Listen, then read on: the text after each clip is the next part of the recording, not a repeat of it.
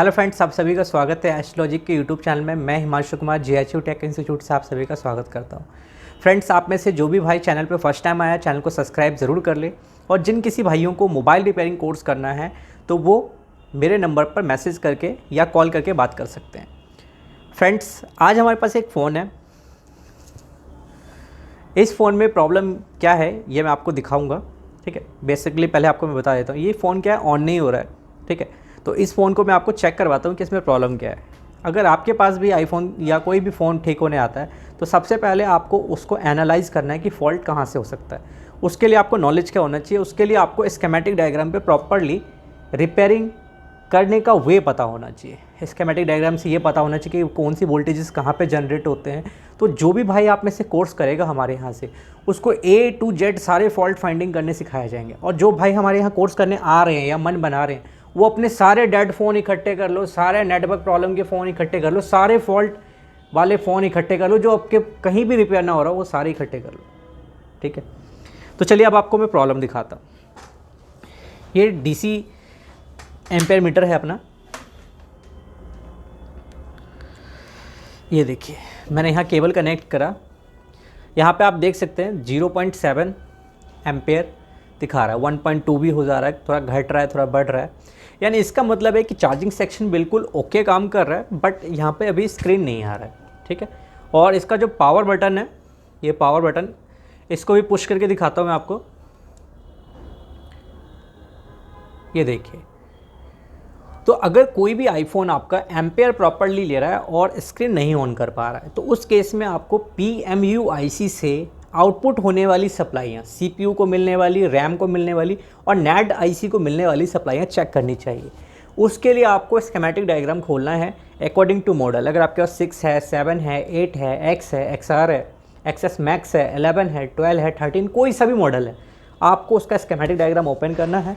Open करने के बाद प्राइमरी सप्लाई, सेकेंडरी सप्लाई, ठीक है, उसके बाद PMU से आउट होने वाले बक सप्लाई, LDOs, ठीक है, आपको सभी सप्लाइयाँ चेक करनी है। उसी में आपको फॉल्ट मिलेगा। इसकी जो मेनली फॉल्ट्स आते हैं वो चार्जिंग सेक्शन से आता है, VCC लाइन शॉर्टिंग होने से आता है। ठीक है, तो VCC लाइन अगर शॉर्ट हो तो ये आपकी लाइट जो भी ये जो चल रही है अपनी, ये अपनी नहीं चलेगी। ठीक है, तो इस तरह की जो भी फॉल्ट्स जैसे जैसे आते जाएंगे और मेरे को जैसे जैसे टाइम रहेगा मैं वीडियोस बनाता रहूँगा और आपको बताता भी रहूँगा। लेकिन जिन भाइयों को अपनी शॉप चलानी है और अपना फील्ड में करियर बनाना है, वो मोबाइल रिपेयरिंग कोर्स सीखने के लिए एक बार GHU टेक इंस्टीट्यूट ज़रूर आएँ। ठीक है, और पहले क्लासेस लेकर देखें, फिर फीस की बात की जाएगी। ठीक है, अब इस फॉल्ट को कैसे रिपेयर करना है वो मैं आपको बताता हूँ। इस फॉल्ट को रिपेयर करने के लिए PMU IC पर काम करना है।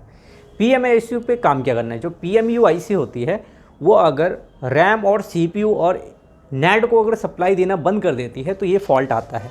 इस फॉल्ट को रिपेयर करने के लिए मुझे सबसे पहले इसको डिसअसेंबल करना है और उसके बाद की पूरी रिपेयरिंग जो आपको कैमरे पे देखने को मिलेगी वो माइक्रोस्कोप पे मिलेगी। माइक्रोस्कोप पे कहने का मतलब माइक्रोस्कोप के कैमरे से रिकॉर्डिंग होगी। तो उसके लिए आपको क्या करना है, वीडियो को पूरा वॉच करना है। उससे आपको क्या होगा कि IC लेवल पे कैसे काम करना है ये पता लगेगा। ठीक है, तो चलिए अब मैं आप इसको डिसेंबल कर लेता हूँ और फिर आपको दिखाता हूँ कि इस पर PMU IC पर कैसे काम करना है।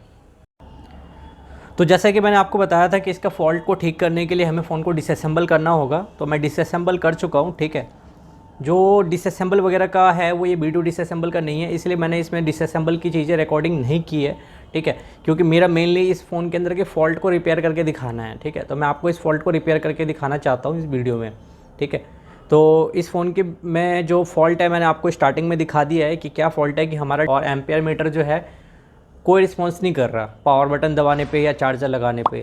ठीक है, तो चार्जिंग का वोल्टेज तो बैटरी कनेक्टर पर आ रहा है। ठीक है, इनपुट वोल्टेज और प्राइमरी सप्लाई बिल्कुल ठीक है, लेकिन इसकी सेकेंडरी पावर सप्लाई PMIC को मिलने के बाद भी, यानी इसमें PMU होता है, जैसे हमारे एंड्रॉयड फ़ोन में PMIC होते हैं ऐसे इसमें PMIC का नाम PMU होता है, पावर मैनेजमेंट यूनिट।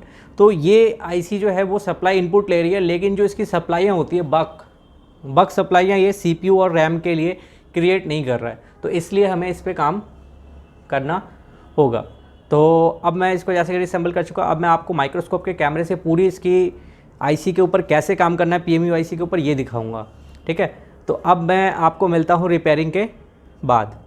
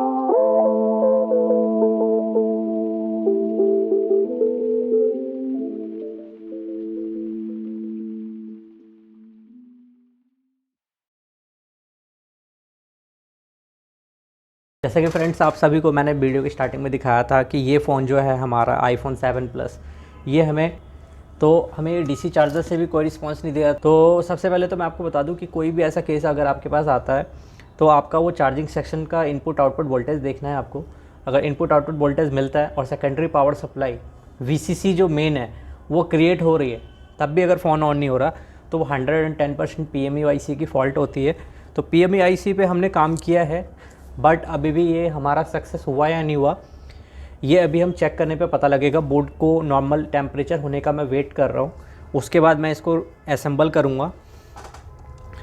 तो सबसे पहले आपको मैं एक बात बता दूँ कि कभी भी अगर आप SMD से काम करते हो तो इस चीज़ का आपको ध्यान रखना है कि पेस्ट बिल्कुल क्लीन मतलब कर देना है SMD से काम करने के बाद, और बोर्ड का टेम्परेचर नॉर्मल होने के बाद ही आपको उस पर फिर से कुछ भी कनेक्टिविटी करनी है, यानी तभी वोल्टेज देना है आपको। इस चीज़ का पूरा ध्यान रखें, कोई भी मिस्टेक ना करें, क्योंकि देखो आईफोन जो है बहुत ही सेंसिटिव है और IC का काम तो बहुत ही ज़्यादा सेंसिटिव है। तो जब भी आप काम करते हैं तो इस चीज़ का ध्यान रखें। तो चलिए अब मैं इसको चेक करता हूँ। अब मैं अपने इसका रिकॉर्डिंग स्टॉप कर देता हूँ, क्योंकि फ़िलहाल माइक्रोस्कोप के कैमरे से जो रिकॉर्डिंग होनी थी वो हो चुकी है। तो चलिए अब इसको चेक करते हैं, असेंबल करते हैं, और असेंबल करके मैं आपको चेक करवाऊँगा कि ये जो फ़ोन है ये अभी भी ऑन हुआ या नहीं हुआ। ठीक है, अगर ऑन नहीं होता है तो फिर इसकी केस स्टडी हम आगे बढ़ाएंगे। ठीक है, फ़िलहाल जो इसमें जो फॉल्ट हमने डायग्नोस किया उसके अकॉर्डिंग हम काम कर रहे हैं, और IC का काम कैसे करना है ये मेनली आपको मैं वीडियो में दिखा रहा हूँ। तो इसको असेंबल करके फिर मैं आपको कंटिन्यू करता हूँ।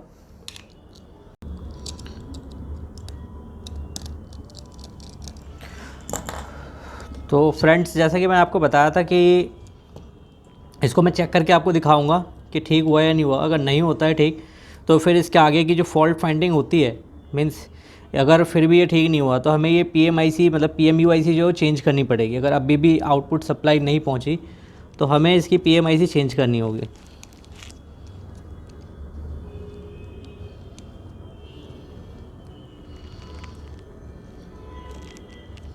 फ्रेंड्स, वीडियोस को बनाने में काफ़ी मेहनत लगती है, और मैं ये कहना चाहूँगा अगर आप चैनल पे फर्स्ट टाइम आए तो प्लीज़ चैनल को सब्सक्राइब ज़रूर कर लें, क्योंकि हमारी नई नई वीडियोस आपको उससे नोटिफिकेशन से पता लगती रहेंगी।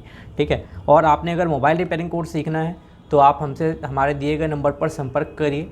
बेस्ट प्राइस पर आपको मोबाइल रिपेयरिंग सीखने को मिलेगी, और IC लेवल पर पूरा आपका हाथ सेट करवाया जाएगा। ठीक है, अब मैं इसको चेक करता हूँ।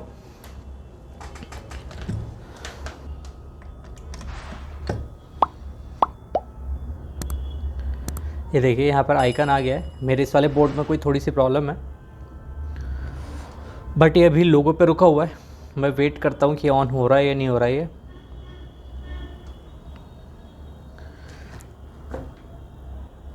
तो फ्रेंड्स, फाइनली फ़ोन ऑन हो गया है। ठीक है, जैसे कि आपने देखा फ़ोन ऑन हो चुका है। अब इसका पासवर्ड मुझे नहीं मालूम है, अगर मुझे इसका पासवर्ड मालूम होता तो मैं आपको ज़रूर चेक करवाता। तो मैं इसका टच देख लेता हूँ वर्क कर रहा है नहीं कर रहा। तो ये इमरजेंसी में मैं डायल कर रहा हूँ। फाइनली अपना ये बोर्ड ऑन हो चुका है, और वही PMU-IC जो इसमें लगी हुई थी उसी को रिवॉल्व करके डालने से काम हो चुका है, आप देख सकते हैं। ठीक है, एम्पेयर भी प्रॉपर ले रहा है यहाँ पर। एक चीज़ का और ध्यान रखना है, जब भी हम इसके PMU-IC पे काम करते हैं तो कुछ टाइम एक दो प्रॉब्लम्स क्रिएट हो सकती है अगर आप उसमें पर्टिकुलर अगर आप टेपिंग वगैरह नहीं करते, क्योंकि देखो बोर्ड के ना बोथ साइड ICs है। ठीक है, तो इसका ध्यान रखें जब भी आप काम करें। तो टच बिल्कुल स्मूथली काम कर रहा है। तो फ्रेंड्स, जैसा कि मैंने आपको बताया था कि अगर ये ऑन नहीं होता है बाय द वे, तो मैं आपको आगे का प्रोसेस भी दिखाऊंगा कि क्या मतलब इसमें क्या करना चाहिए। तो एक ही सिंपल सा प्रोसेस फिर बचता है कि आपको PMUIC चेंज करनी है, ठीक है। PMUIC चेंज करनी है तो उसका जो कॉस्ट आएगा वो रिपेयरिंग में ऐड हो जाएगा। तो आप में से अगर कोई भी भाई किसी फॉल्ट में अगर प्रॉब्लम में आता है और उस फॉल्ट को रिपेयर नहीं कर पाते हैं, तो उसका रीज़न समझने की कोशिश करें और ख़ुद को अपडेट करें, और हमारे जो नेक्स्ट बैचेस हैं उन्हें ज्वाइन कर लीजिए, ठीक है। मैं अपनी पुरानी वीडियोज़ में बता ही चुका हूँ कि पहले हमारे लिए आपकी सेटिस्फेक्शन मेन है, पेमेंट मैं उसके बाद लूँगा। अगर आप मेरी स्टार्टिंग की क्लासेस लेके देखिए, ठीक है, जिसमें मैं आपको बेसिक भी बताऊँगा, एडवांस भी बताऊँगा, फॉल्ट फाइंडिंग कि हम कैसे सिखाएंगे, और क्लासेस आपकी प्रॉपर्ली होगी।